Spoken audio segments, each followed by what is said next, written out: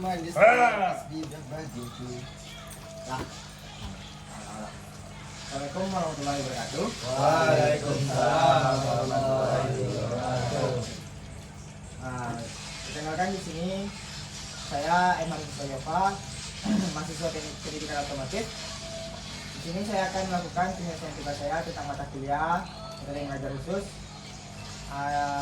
Di sini saya akan mengangkat sebuah materi yang tidak jauh dari jurusan saya, yaitu tentang mesin 4 langkah. Nah, di sini sebelum kita masuk ke materi itu, mungkin saya akan menjelaskan tujuan kenapa saya melakukan atau membuat video tentang pembahasan kelas ini. Karena saya akan menyelesaikan sebuah tugas, bagaimana saya bisa melakoni atau memerangi diri saya sebagai guru. Tapi sedikit disclaimer di sini, saya tidak akan memanggil teman-teman sebagai anak murid ataupun bagaimanapun. Saya akan tidak memanggil teman-teman. Nah, mungkin sudah saya jelaskan sedikit. Menurut teman-teman sendiri, kita masuk ke materinya. Kenapa motor itu besi yang bisa berjalan? Kenapa? Karena dikasih bensin, Pak. Kenapa karena dikasih bensin? Iya. Karena ada roda, Pak. Karena ada roda. Mungkin karena ada bensin juga, Pak. Nah, karena ada bensin dan ada roda. Iya, Pak. Jawaban teman-teman itu bukan salah, tapi juga tidak bisa kita katakan betul. Kenapa itu, Pak? Kenapa begitu? Karena di sistem motor sendiri gitu, kita punya sistem yang namanya itu 4 langkah. Kenapa 4 langkah gitu? Karena di dalam sini nanti kita punya piston. Nah, di piston ini akan bergerak naik turun sebanyak 4 kali. Nah, dari 4 kali ini akan menghasilkan sebuah tenaga yang bisa memutarkan roda seperti yang dibilang Maria tadi. Dan bensin sendiri perannya nanti di situ sebagai hal yang diperlukan untuk membuat gaya ini bisa berputar. Jadi makanya saya bisa bilang itu bukan sebuah hal yang bisa menggerakkan motor gitu. Satu. Nah, jadi kenapa saya mengangkat materi ini? Mungkin bisa kita pertanyakan sedikit banyaknya gitu. Kita bisa, kalau misalnya kita bukan dari yang suka bertanya di kepala gitu kan, kenapa sebuah besi ataupun ban beda mati bisa bergerak gitu dan bisa mengantarkan kita kemana saja. Nah, awal mulanya itu bisa bergerak itu datangnya dari piston yang mengarungi 4 langkah tadi. Kenapa kita sebut 4 langkah? Karena piston itu akan naik dan turun itu sebanyak 4 kali ataupun 2 kali turun dan 2 kali naik. Nah, di setiap langkah ini ada namanya, ada langkah hisapan,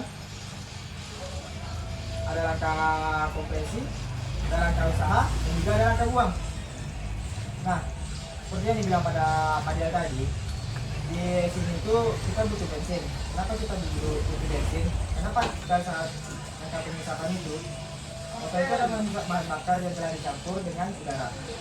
Nah, udara sendiri itu berfungsi untuk melakukan pembakaran nantinya. Jadi sebelum kita masuk ke situ gitu kan, saya jelaskan dulu apa yang 4 langkah ini biar teman-teman lebih bisa mengerti semuanya. Yang pertama langkah hisap. Di sini bahan bakar akan terhisap, di mana itu piston itu bergerak dari atas ke bawah dan akan menciptakan sebuah kevakuman yang menghisap dari bahan bakar itu sendiri nanti. Nah, saat langkah kompresi, bahan bakar yang dihisap ini akan dimanfaatkan dengan cara piston itu akan bergerak dari bawah ke atas. Nah, di langkah usaha ini akan ada peran tambahan dari busi, yaitu busi akan membersihkan minyak api untuk memancing terjadinya ledakan kecil lagi di dalamnya atau pembakaran yang kita kenal biasanya di dalam teknik otomotif. Nah, di saat itu piston akan bergerak dari atas ke bawah dengan hentakan yang cukup besar. Nah, setelah lakukan penghentakan yang cukup besar itu, piston akan bergerak kembali nanti dari bawah ke atas untuk melakukan pembuangan. Nah, peran dari bensin sendiri dan udara dan juga busi tadi itu ada perannya masing-masing. Karena ledakan itu atau pembakaran itu terjadi atas 3 hal. 3 hal itu yang harus memenuhinya. Yang pertama, adanya bahan bakar yang bisa terbakar. Yang kedua, adanya udara sebagai oksigennya. Walaupun sebanyak apapun bahan bakar kita, jika tidak ada udara, itu bakalan tidak bisa terbakar. Di sana Anda buktikan nanti, atau bisa teman-teman nanti buktikan. Tapi untuk mencari ruangan yang kedap dari udara itu sangat susah. Yang kedua, perlu pemantik. Nah, di sini fungsi-fungsi itu pemantik tadi. Makanya api itu atau kebakaran itu bisa terjadi. Nah, mungkin dari situ mungkin ada yang bisa teman-teman tanyakan dulu sebelum kita masuk ke berikutnya. Ya, silakan Fadel. Pak, dari penjelasan Bapak tadi kan, saya ingin bertanya sedikit banyaknya. Jadi kata Bapak tadi ada minyak yang masuk tadi. Kenapa katup itu harus dua, Pak? Kenapa nggak satu saja? Kenapa tidak kita satu saja katup masuk dan katup buang? Kenapa harus dua? Semua urusan katup, Pak. Urusan katuk. Menarik ya pertanyaan dari Fadel ya. Sangat menarik gitu kan. Nah, di sini tuh sebenarnya kenapa dua katup gitu kan?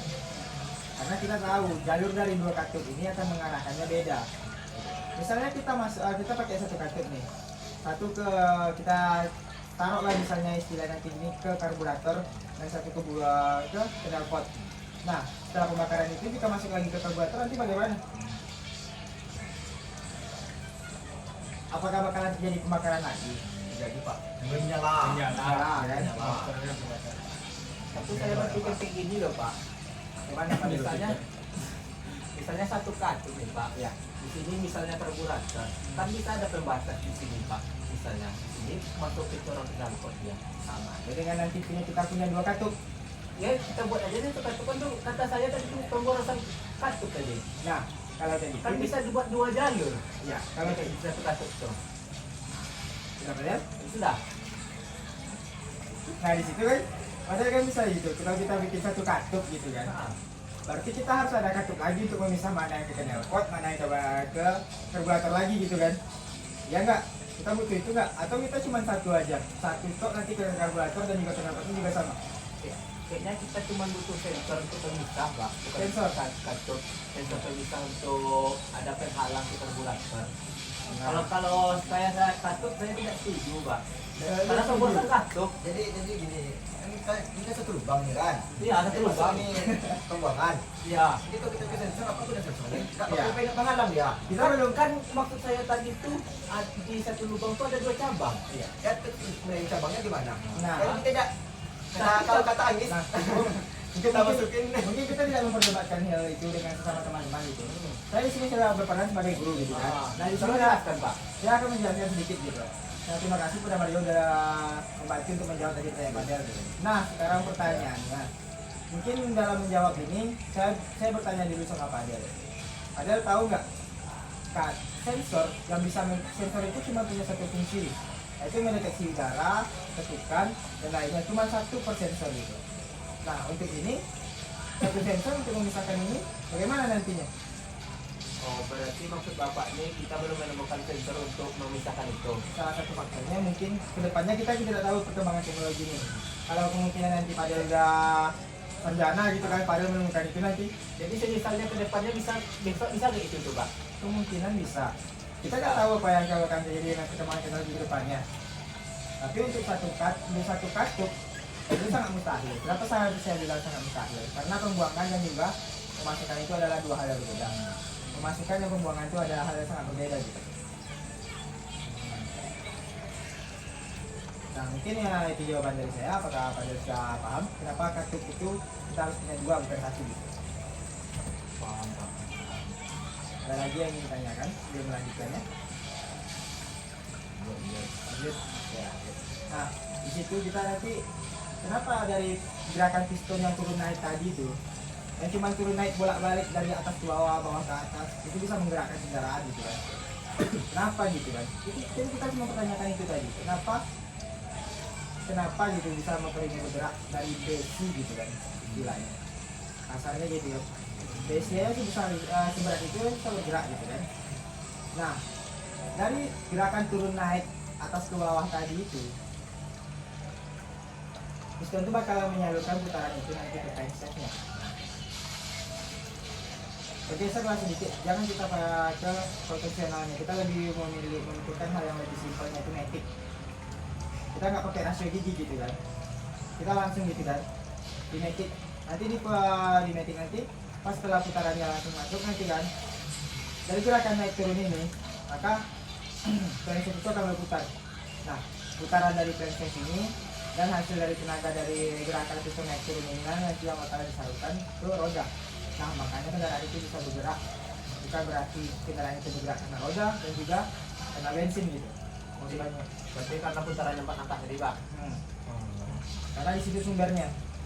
Nah, dan di motor itu sendiri gitu, di kendaraan itu sendiri, mungkin untuk roda dan bensin itu termasuk ke dalam faktor yang bisa membuat bergerak, tapi adalah faktor pendukung gitu. Untuk bisa menggerakkan motor. Nah, mungkin itu dari saya gitu kan. Misalnya ada lagi yang ingin tanyakan. Kenapa nggak 3 langkah aja Pak? Kenapa harus 4?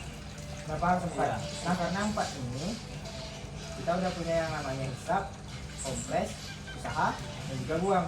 Nah, kalau misalnya kita hilangkan salah satu, Kompres dan usaha digabungkan bisa Pak. bisa digabungkan. Ini namanya nanti 2 tak, nggak 3 tak. Jika misalnya kita Tidak, Pak, namanya Pak kalau itu kan 3 langkah Pak.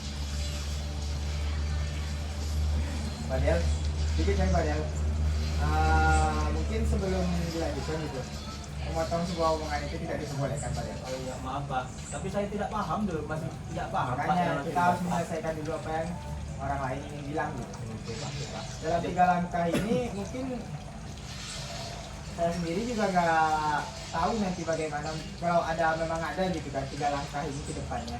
Bagaimana sistemnya nanti kita perlu pelajari lagi gitu. Mungkin bakal jadi pada lebih tinggi nanti ke depannya daripada yang bakal menciptakan 3 langkah ini. Berarti belum nyampe ini Pak. Belum. Untuk itu belum, kayaknya dia belum nyampe gitu. Mungkin nanti bisa ditemukan sama Pak Adel gitu kan. Kenapa bagaimana nanti motor ini bisa bergerak 3 langkah gitu kan. Dia lebih menghemat juga bahan bakar gitu kan. Dan juga menghemat tenaga. Torsinya juga sama gitu nanti kan. Walaupun yang 3 langkah. Itu jawaban Pak. Pertanyaan saya tidak terjawab. Kalau ST kita juga tidak buka itu kayak. Sudah modern. Kita ada tense, ST Karena kita dalam pembuatan kerangka 4 langkah ini gitu kan. Ini tuh diciptakan, mau dipikirkan lama gitu kan. Dan diciptakan oleh ini gitu kan. Dan juga kita membawa dalamnya sistem ini tuh kita fisika kita juga bawa gitu. Nggak tahu di dunia lain juga. Depannya kita nggak tahu. Tapi kalau untuk sekarang kebetulan itu tuh belum ada gitu. Belum ada. Dan untuk sebulan ke depan juga belum ada kayak. Mungkin sih gitu gitu. Jadi Pak. Nyampe. Ada lagi? Oke, terima kasih mungkin kepada teman-teman sekalian yang telah menemani saya menguasai materi ini, bagaimana saya menguasai dalam kelas gitu kan. Saya ucapkan terima kasih kepada semuanya. Wabillahi taufiq hidayah. Assalamualaikum warahmatullahi wabarakatuh. Waalaikumsalam warahmatullahi wabarakatuh. Allah kayak video boleh lah. Ada video ulang ada. Mati juga. Dan ulang lagi. Yo, kiri